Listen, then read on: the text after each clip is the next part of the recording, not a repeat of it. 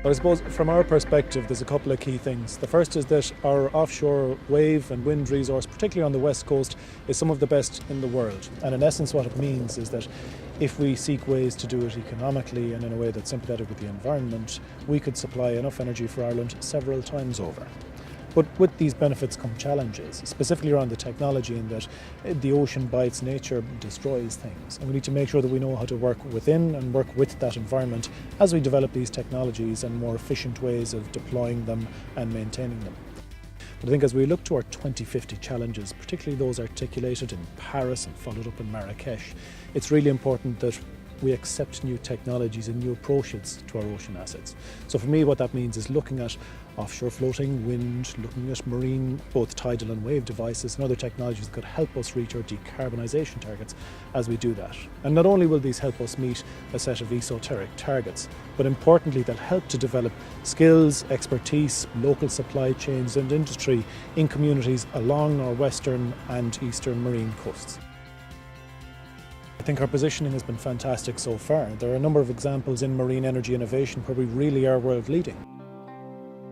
Air Composites is a company that designs and manufactures composite parts for marine and renewable energy. We're based in Invern in County Galway, and we have a workforce of about 70 people. We make blades for the wind industry, for the tidal industry, and we also make parts for airplanes and for space. We're hoping to have products in space within the next couple of years. Composite materials are any material that has two parts to it. So steel is homogeneous, it's only one thing, but most normal materials like wood is made up of different elements. But modern composites are typically carbon fibre and glass fibre, and their property is that they have a lot of strength relative to their weight. We use the glass fibre for wind turbine blades and for tidal turbine blades, and we use carbon fibre mainly for aerospace parts and for space parts.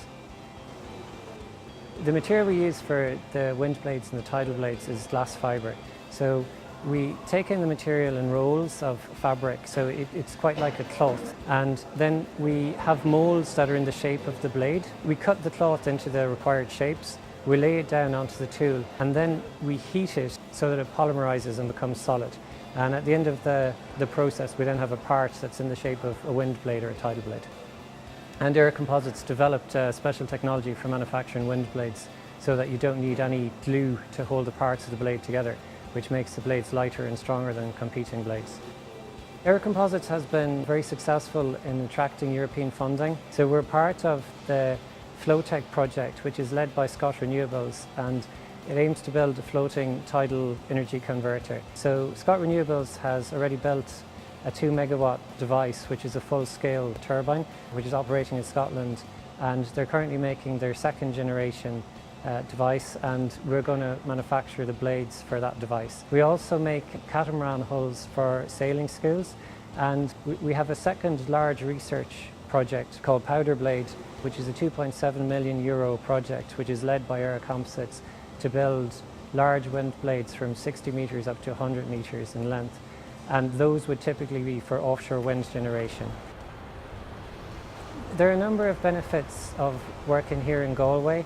We have a very loyal and dedicated workforce. It's a nice community, it doesn't feel like a really big city, and also it's just a very scenic and a nice environment to work in.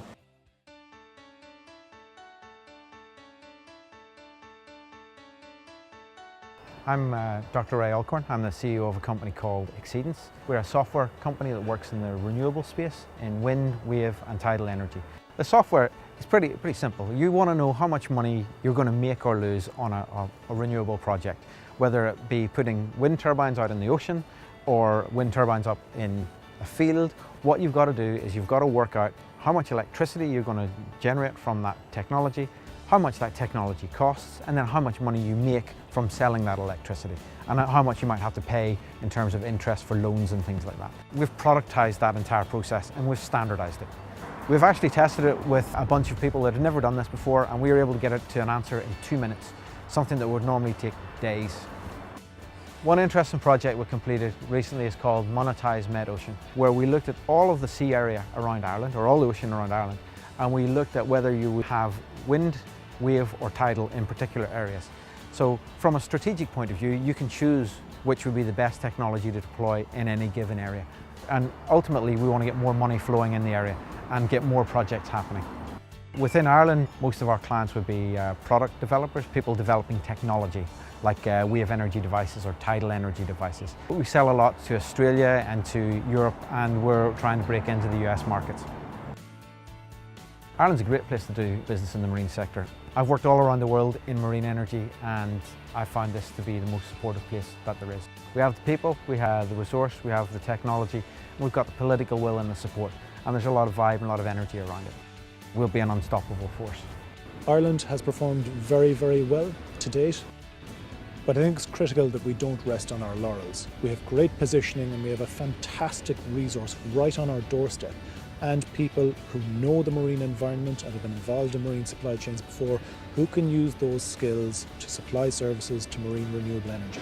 So we need to focus, push on and coordinate across a number of different sectors to truly harness the ocean resource in a successful and an environmentally conscious way. And if we're at that front end in terms of developing technologies or the supporting supply chain, we really can materially benefit and go back to our roots as a marine-focused nation.